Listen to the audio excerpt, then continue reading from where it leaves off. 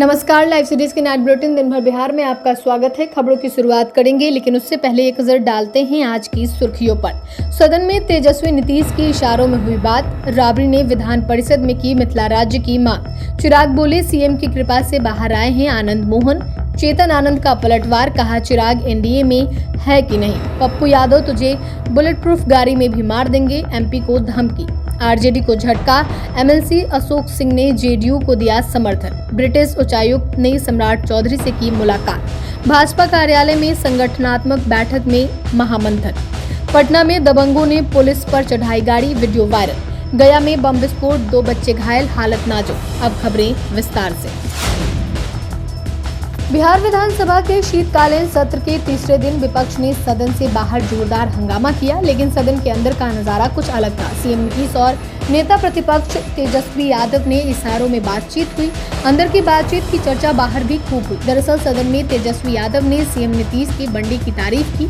इसके बाद नीतीश कुमार ने भी तेजस्वी का हाल इशारों में हाथ घुमाकर पूछा। बिहार विधानसभा के पहले हाफ में प्रश्नकाल चल रहा था। इस दौरान विपक्ष की तरफ से सवाल पूछा गया। मंत्री अशोक चौधरी जवाब दे रहे थे। इस दौरान तेजस्वी और नीतीश के बीच इशारों में बातचीत हो रही थी। सीएम ने नाक पर इशारा करते हुए तेजस्वी से सवाल किया। अपनी सीट पर बैठे तेजस्वी ने भी सीएम के इशारों को समझा और उन्होंने भी इशारों में जवाब दिया। इसके बाद दोनों हंसने लगे। विधान परिषद में पूर्व सीएम राबड़ी देवी ने अलग मिथिला राज्य बनाने की मांग की है। उन्होंने कहा कि बिहार में हर जगह लूट, हत्या, रेप, अपहरण हो रहा है। ऐसी कोई घटना नहीं है जो नहीं हो रही हो। विकास का कोई काम नहीं हो रहा है। कई पुल गिर गए, उद्घाटन हुए बिना ही पुल गिर जाते हैं। रोज अपराध हो रहे हैं, उसे बंद किया जाना चाहिए। हम विपक्ष में हैं, हमारा काम है ये सब होने से रोका जाए। विधान परिषद की कार्यवाही शुरू होने से पहले राबड़ी देवी ने बीजेपी प्रदेश अध्यक्ष दिलीप जायसवाल से उनका हालचाल पूछा। राबड़ी देवी कार्यवाही में शामिल होने पहुंची थी। दिलीप जायसवाल गेट पर खड़े होकर नारेबाजी कर रहे थे, तभी राबड़ी देवी रुकी और उनके कंधे पर हाथ रखकर हालचाल पूछा। दिलीप जायसवाल ने भी उन्हें प्रणाम किया और कहा सब ठीक है। पूर्व बाहुबली सांसद आनंद मोहन के बेटे और शिवहर से विधायक चेतन आनंद और केंद्रीय मंत्री चिराग पासवान आमने सामने हैं। दोनों की तरफ से बयानबाजी का दौर जारी है। दरअसल उपचुनाव के नतीजों के बाद आनंद मोहन ने सवाल उठाया था कि चिराग इमामगंज प्रचार करने क्यों नहीं गए थे। इस पर चिराग ने कहा कि सीएम की कृपा पर आनंद मोहन जेल से बाहर आए हैं। आनंद मोहन के सवाल का जवाब चिराग ने मंगलवार को पटना पहुंचने के बाद दिया। उन्होंने कहा कि पहली बात तो यह कि आनंद मोहन अभी किसी भी सक्रिय राजनीति से जुड़े हुए नहीं हैं। वह हमारे मुख्यमंत्री जी की कृपा पर जेल से बाहर आए हैं। उनकी बात पर किसी भी तरीके का प्रतिक्रिया देना जरूरी नहीं है। उनके परिवार के कई सदस्य सक्रिय राजनीति में हैं। वह ऐसे घटक दल में हैं जो हमारे गठबंधन का हिस्सा है। पूर्व बाहुबली सांसद आनंद मोहन के बेटे और शिवहर से विधायक चेतन आनंद और केंद्रीय मंत्री चिराग पासवान आमने सामने हैं। दोनों की तरफ से बयानबाजी का दौर जारी है। चेतन आनंद ने बुधवार को सीधे तौर पर चिराग से सवाल पूछा कि वो एनडीए में है या नहीं, ये क्लियर करें। चेतन आनंद ने पूछा कि उपचुनाव में चिराग पासवान जीतन राम मांझी की बहू के लिए प्रचार करने क्यों नहीं गए थे, क्या वह दलित नहीं है। चेतन आनंद ने चिराग पासवान के बयान पर पलटवार किया है और कहा कि मैं सड़क छाप नहीं हूं। आनंद मोहन जिंदा कौम के नेता है। अमर्यादित भाषा और टिप्पणी कहीं महंगा सौदा न साबित हो। तो दरअसल उपचुनाव के नतीजे के बाद आनंद मोहन ने सवाल उठाया था कि चिराग इमामगंज प्रचार करने क्यों नहीं गए थे। इस पर चिराग ने कहा कि सीएम की कृपा पर आनंद मोहन जेल से बाहर आए हैं। पूर्णिया सांसद पप्पू यादव को उनके एक करीबी दोस्त ने बुलेट प्रूफ लैंड क्रूज गाड़ी गिफ्ट में दी है। सोमवार की देर रात लैंड क्रूज गाड़ी पप्पू यादव के पूर्णिया स्थित अर्जुन भवन कार्यालय पहुंची। गैंगस्टर लॉरेंस बिश्नोई गैंग से मिल रही धमकियों के बीच मंगलवार को पप्पू यादव इस लैंड क्रूज से सफर करते नजर आए। इस गाड़ी की कीमत 2.50 करोड़ बताई जा रही है। बुधवार को सांसद को फिर धमकी मिली है। फोन करने वाला शख्स ने कहा कि तो बुलेट प्रूफ गाड़ी ले या टेस्ला, तू बच नहीं सकता है। 24 दिसंबर तक तुमको मार देंगे। उन्होंने कहा कि बादशाह के क्लब के बाहर विस्फोट करके उसे तो सिर्फ चुनौती दी है, तेरे साथ तो पूरा कांड करेंगे।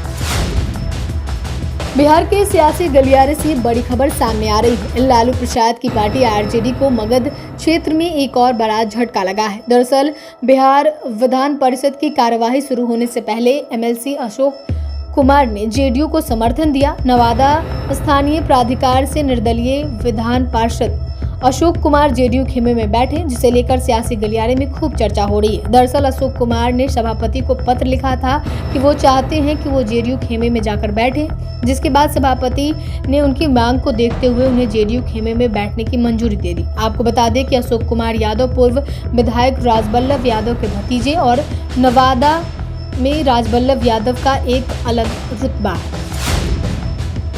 बिहार के विकास के लिए सरकार लगातार योजनाओं को लागू कर रही है। वहीं निवेश बढ़ाने को लेकर भी प्रयास किए जा रहे हैं। बिहार में निवेश को लेकर बुधवार को ब्रिटिश उच्चायुक्त ने उप मुख्यमंत्री सम्राट चौधरी से औपचारिक मुलाकात की। सम्राट चौधरी ने पटना स्थित सरकारी आवास पर ब्रिटिश उच्चायुक्त के साथ औपचारिक मुलाकात के दौरान ब्रिटेन और बिहार के बीच औद्योगिक विकास, चिकित्सा, शिक्षा आदि क्षेत्रों में सहयोग की संभावनाओं पर बातचीत की। सम्राट चौधरी बिहार में शिक्षा के विकास, खासकर उच्च शिक्षा को अंतर्राष्ट्रीय स्तर के शिक्षा दिए जाने को लेकर लगातार कदम उठाते रहे हैं। पिछले महीने भी सम्राट चौधरी ने जर्मनी से उच्चायुक्त से मुलाकात की थी। इसके बाद सम्राट चौधरी ने कहा था कि पटना विश्वविद्यालय के छात्रों को विदेश के ख्याति प्राप्त विश्वविद्यालय में पढ़ने को लेकर सरकार तैयार है।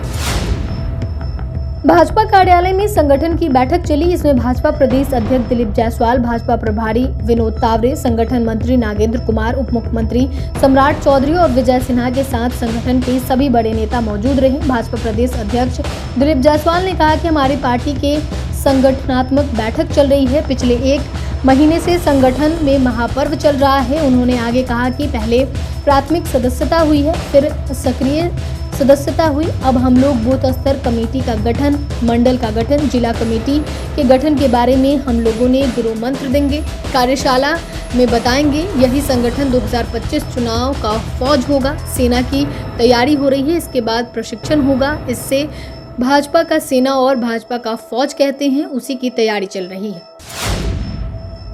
पटना में 24 नवंबर की रात रईस जादव ने पुलिस की टीम पर ही गाड़ी चढ़ा दी और फरार हो गए। हालांकि आज घटना का सीसीटीवी सामने आया है। घटना में एसकेपुरी थाने के एसआई मुन्ना कुमार घायल हो गए हैं। पुलिस ने 7 अज्ञात लोगों पर मामला दर्ज कराया है। पुलिस आरोपियों की गिरफ्तारी के लिए छापेमारी कर रही है। अभी तक एक भी आरोपी गिरफ्त में नहीं आया है। सचिवालय डीएसपी 2 साकेत कुमार ने बताया कि 24 नवंबर की देर रात सूचना मिली कि बंजारा रेस्टोरेंट के पास एक गाड़ी में बैठकर कुछ लड़के शराब पी रहे थे। गाड़ी में फुल साउंड में गाना बजाकर हंगामा कर रहे थे। पुलिस की टीम वहां पहुंची। पुलिस जैसे ही उनसे पूछताछ करने लगी, उन लोगों ने पुलिस वालों पर गाड़ी चढ़ा दी और फरार हो गए। इसमें एक पुलिसकर्मी के सिर में गंभीर चोट आई है, जिसका इलाज किया जा रहा है। सभी की पहचान कर उनकी गिरफ्तारी के लिए छापेमारी कर रही है। बिहार के गया के कोतवाली थाना क्षेत्र के तेलबिघा डोमटोली डाक स्थान के पास बम विस्फोट होने से हड़कंप मच गया। तेलबिघा डोमटोली डाक स्थान के पास स्थित कबाड़ी दुकान में बम विस्फोट हुआ। बम विस्फोट होने से 2 बच्चे घायल हो गए। दोनों बच्चों की हालत नाजुक है। बच्चों के इलाज के लिए गया के अनुग्रह मगध मेडिकल कॉलेज अस्पताल में भर्ती कराया गया है। विस्फोट की आवाज काफी तेज थी और काफी दूर तक गई। स्थानीय लोगों की माने तो जिस तरह विस्फोट के दौरान आवाज हुई, उससे बड़ी घटना की आशंका को लेकर इलाके के लोग डर गए थे। वहीं पुलिस मामले की छानबीन में जुट गई है। यह घटना गया जिले के कोतवाली थाना क्षेत्र के तेलबिघा डोमटोली डाक स्थान की है।